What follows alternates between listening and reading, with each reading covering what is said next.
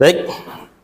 Assalamualaikum warahmatullahi wabarakatuh. Waalaikumsalam warahmatullahi wabarakatuh. Selamat siang anak-anak. Siang. Sebelum memulai materi siang hari ini, mari kita berdoa bersama-sama. Berdoa dimulai. Bismillahirrahmanirrahim.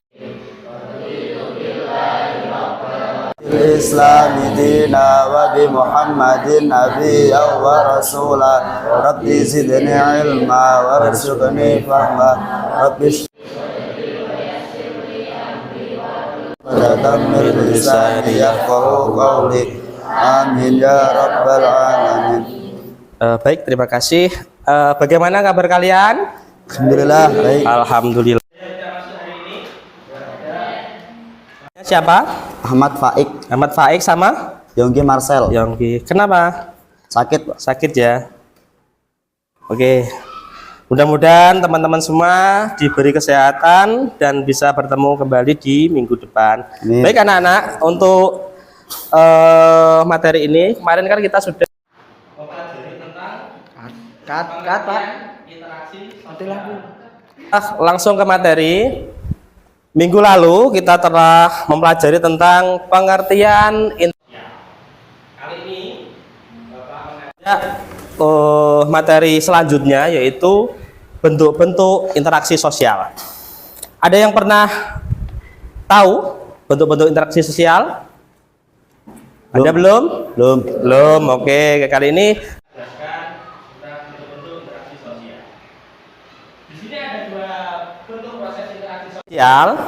yaitu yang pertama ada proses asosiatif dan proses disosiatif. Kemudian pengertian proses asosiatif.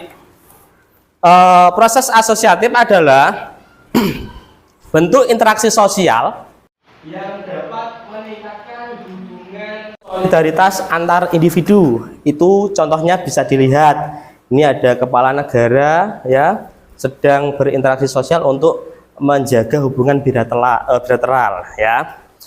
Kemudian yang kedua ada jenis-jenis proses asosiatif. Di sini dijelaskan kerjasama dimaksudkan sebagai suatu usaha bersama antara perorangan atau kelompok manusia untuk mencapai satu atau beberapa tujuan tertentu. Ya, ini kalau kita bisa lihat gambarnya, ini bekerja sama dalam rangka apa?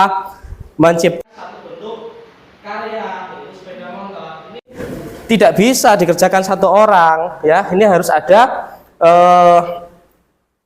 beberapa orang untuk bekerja sama untuk suatu tujuan tertentu. Ya, itu contohnya. Kemudian kerjasama bisa timbul terjadi jika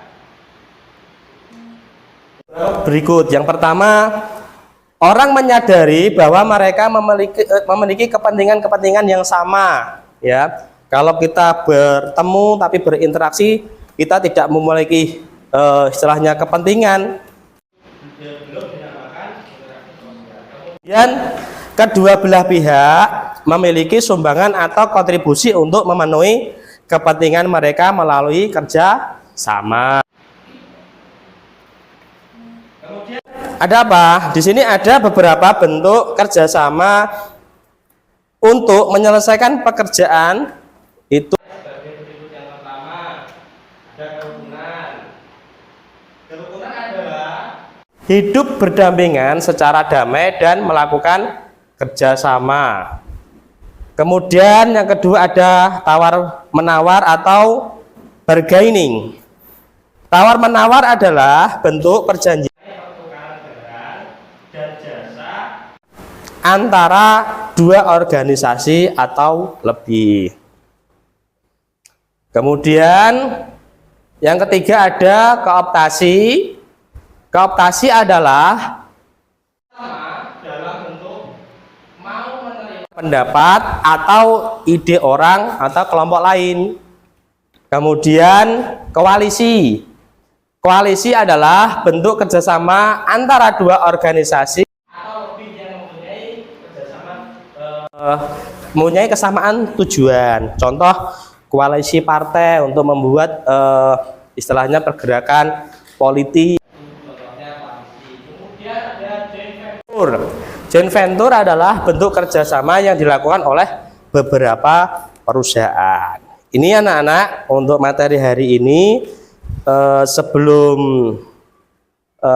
Bapak lanjut, apakah ada pertanyaan? Saya, Pak. Ya, tadi telah menjelaskan tentang interaksi sosial dan bentuk-bentuknya. Sekarang saya tanya, apa ciri-ciri interaksi sosial sendiri itu, Pak? Wah, bagus. Tepuk tangan buat teman kita.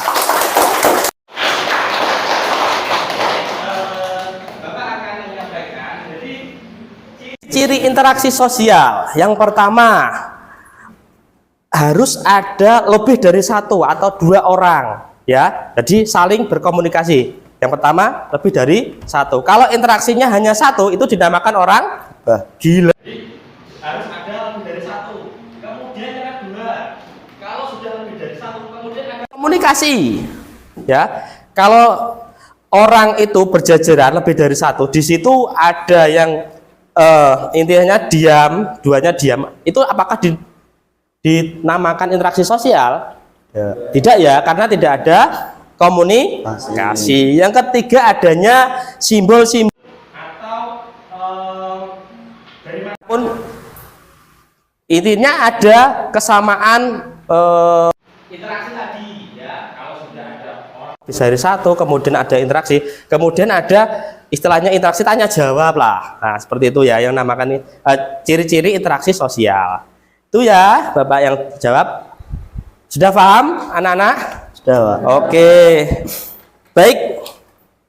Kalau sudah paham, untuk pertemuan kali ini akhiri sampai bertemu minggu depan. Saya harap nanti sebelum pembelajaran anak-anak bisa membuka buku materi agar ketika pembelajaran kita bisa saling berinteraksi. Gitu ya. Ya, tidak ada pertanyaan lagi. Assalamualaikum warahmatullahi wabarakatuh. Waalaikumsalam warahmatullahi wabarakatuh.